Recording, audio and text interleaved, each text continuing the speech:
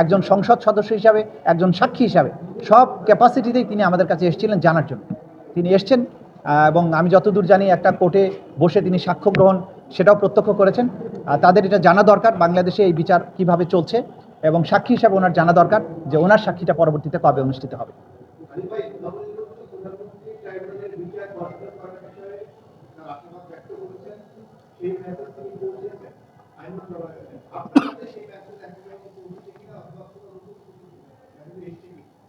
সরকারের পক্ষ থেকে আনুষ্ঠানিক মেসেজ না আসলেও অনানুষ্ঠানিকভাবে আমাদেরকে বলা হয়েছে আইন তার নিজস্ব গতিতে চলবে, এবং বিশেষ করে আপনারা গতকালকে হয়তো দেখেছেন মাননীয় আইনমন্ত্রী তিনি বলেছেন যে আন্তর্জাতিক অপরাধ ট্রাইব্যুনালের যে কার্যক্রম সেটা স্বাভাবিক গতিতেই চলমান থাকবে।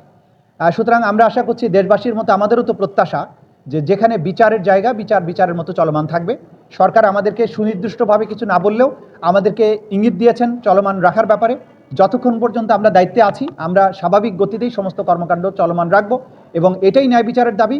আমরা এখানে থাকি কি না থাকি সেটা বড় কথা না, বিচার তো চলমান থাকবে অবশ্যই। সরকার সে ব্যাপারে পজিটিভ সিগন্যাল দিয়েছেন বলেই আমরা মনে করছি। আপনাদের না থাকার বিষয়ে না, কোনো কথা হয়নি, আমাদেরকে বলা হয়েছে সবকিছু স্বাভাবিক থাকবে।